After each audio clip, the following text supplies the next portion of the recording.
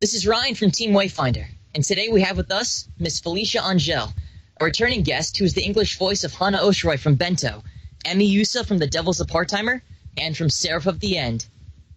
Shinoa Hiragi. Hey, I'm glad to be back. How are you guys doing? Great. Thanks a lot for coming back. So here's the first question. How's your career been since we last interviewed you? It's been a pretty great year. This has been the year of the broadcast dub. It's brought a lot of fun opportunities to me. I've gotten to work on The Rolling Girls, World Break, Gangsta, Seraph of the End, and this year was my first year delving into directing and assistant directing for Mike McFarland. So it's been kind of crazy, but in the best of ways. It's great. So what's it like having been recording for Seraph of the End? That's been a lot of fun.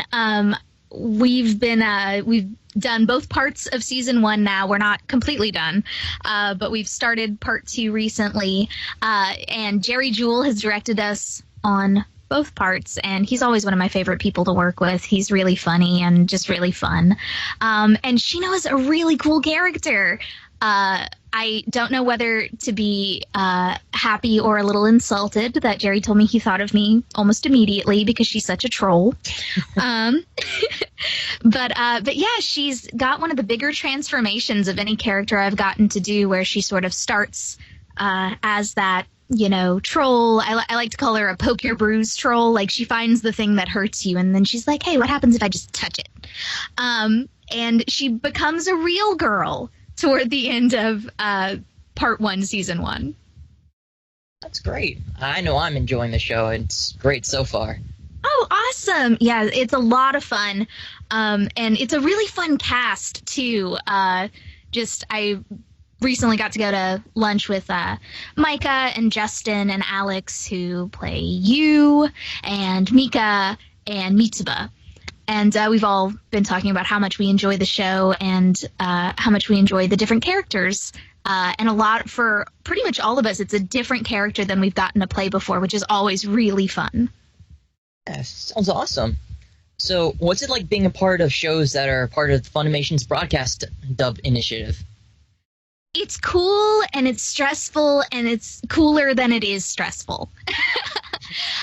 For those of you who might not know about the Broadcast Dub Initiative, essentially what we're doing is 4 to 5 weeks after a show is simulcast from Japan with the English subtitles on Funimation's website, we are offering an English dub version. So what that boils down to, for actors and directors alike, is finishing an episode a week. And so it's a lot of go time. You show up and you really have to work because you have these very tight deadlines.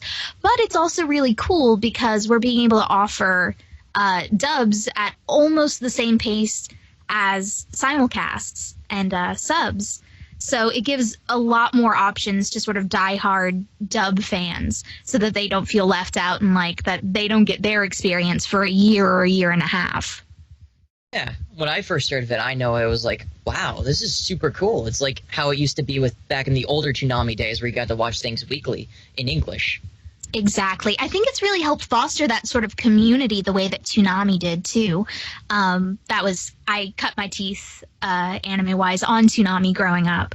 And I remember going to forums to talk about different things and meeting people at conventions who had been watching the same shows. And I think that the broadcast dubs have offered sort of that unified experience so that, everybody's sort of watching at the same time and they feel like they find things out at the same time, too. So there are less spoilers and there's more community. And I think it's a really smart idea. Yeah. So going towards your direction experience, what's it like being on the other side of the booth? It's a lot of fun. It was a little strange at first. Just because the first solo endeavor I got to do where I was full-on ADR director was a broadcast dub called Sky Wizards Academy. And my lead guy in that show was Joel, who I have worked with him as my director a ton of times. So it was a little strange telling him what to do. It's like, I know that but let me tell you. But it's been a lot of fun, and I think that it's really informed my choices as an actor, being able to observe other actors in their element. But it's been so much fun. Again, kind of stressful, but now having been through the gauntlet of a broadcast dub, I really feel like I can take on anything. That's a good mindset to have. Mm-hmm. So, do you have any favorite projects or characters that you've worked on, or any particular projects or characters that have stood out? Oh man, I have such a hard time picking my favorites. I feel like I'm choosing my children. But let's see, Emmy from Devil is a Part-Timer, and Devil is a Part-Timer as a whole is one of my favorite projects I've gotten to do. Danganronpa, which I can finally talk about. Oh my gosh, I think this might be the first time I've done a show where I can talk about Danganronpa. It took forever. But and that's for anybody listening, that's Danganronpa the animation, not the game. We had a different cast. But it was such a fun experience. And Asahina was going through some very similar things later in the show as I was when we were recording. So it was really cathartic. Gangsta, we just recently wrapped, and Alex is one of the most sort of one of the deepest characters I've gotten to do. And then anybody who follows me on social media knows that I am in love with the Rolling Girls, which was a Studio Wit production. That was one of my first broadcast dubs to be a part of, and I played Nozomi Moritomo. And it reminded me of why I love anime. It had this sort of, the friendship is magic message, but it was really bright and colorful and sort of girl power. And it reminded me of what all my friends loved about Sailor Moon when it first came out. And I'm sure I have a ton of others. Oshiroi from Bento. I love her. She's a little geek, and she reminds me of myself. And Shinoa is a ton of fun.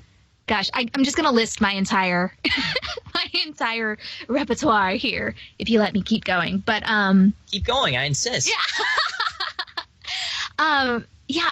I've really feel privileged to have had the opportunity to work on a number of different shows in a number of different genres. And I really, it's a risk that you run in any form of acting to be typecast. And while I do have some characters who are similar to one another, I really feel like I have not fallen into any particular niche. I've gotten to do a bunch of different characters. And in fact, my very first character that I ever got to do was in High School DxD. And I played Rainier, who was also Yuma Amano, who was a 14-year-old girl, but actually secretly a fallen angel, dominatrix. It was crazy.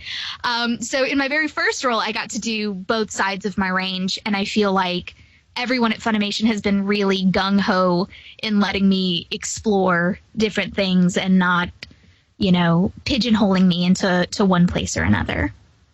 So, speaking of typecast, are there any particular aspects of acting and voice acting that you find to be very difficult? I mean, it's I've spent a lot of time trying to be good at this. So I don't know that there's anything that I show up and go like, oh, we're doing that today. But I don't know. I find sometimes very broad comedy can be a little difficult.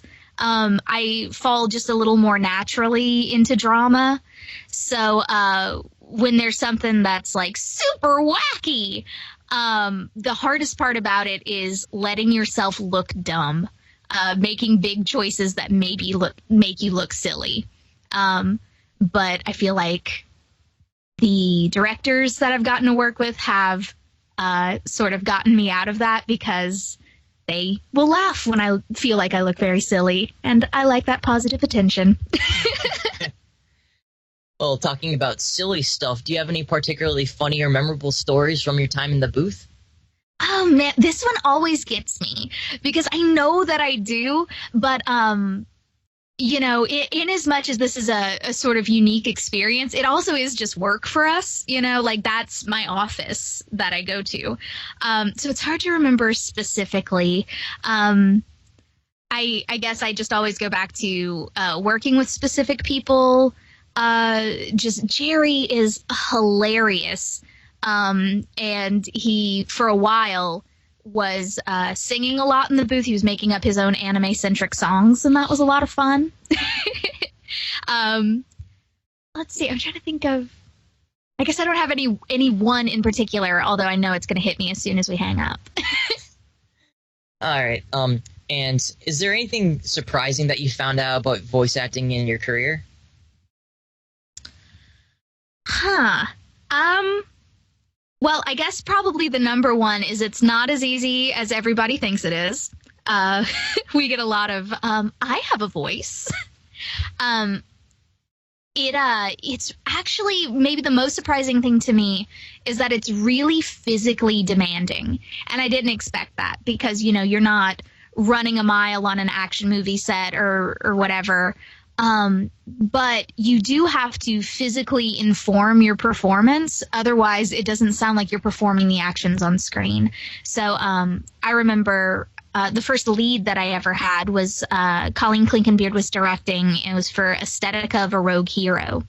And Colleen taught me just a tremendous amount, but she gave me a lot of direction about physically informing your role because we have all these reaction sounds, which happen so much in anime. Like, nobody makes this much noise, but when you're in anime, if you stand up from a chair, you go,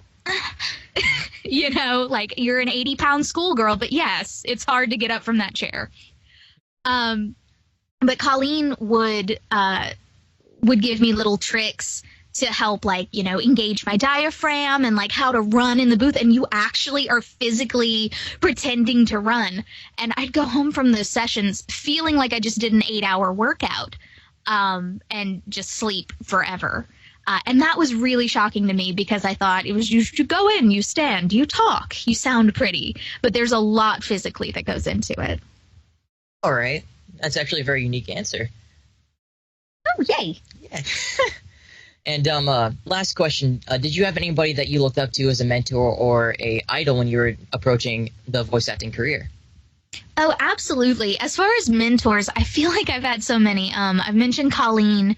She really sort of paved the way for me in every aspect of my career as I know it now. So I think she's pretty awesome. And going into it, I had looked up to her work. She's also got a tremendous range. And is just really stunningly talented.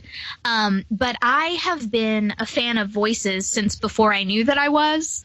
I grew up watching a lot of cartoons. So some of my big influences, anime-wise, I've got Laura Bailey and Scott McNeil. Going outside of that is Rob Paulson, not Paul Robson, my brain right now. Rob Paulson, Maurice LaMarche, Tress MacNeille, Tara Strong, Gray Delisle, Cree Summer, sort of were the pillars of everything that I enjoyed growing up. And there was just this sudden realization one day when I was in my teens that, oh my God, that's them. They are every character that I love. And it really sort of spurred me toward doing this. In no short part because they got to play such a wide range of characters without most people ever knowing that that was them. And I thought that was such a unique thing, especially with how famous we let actors be. I thought it was sort of a perfect marriage of getting to do really cool things and be really cool characters, but not necessarily have to sacrifice anything of your personal life. All right. That was a really good answer. Yeah. Well, thank you again for joining us on the show. We really appreciate it. Oh, absolutely. I'm so glad that you guys reached out, and hopefully we can check back in next year and we'll have even bigger things to talk about. I sure do hope so. All right. Thank you again. Absolutely.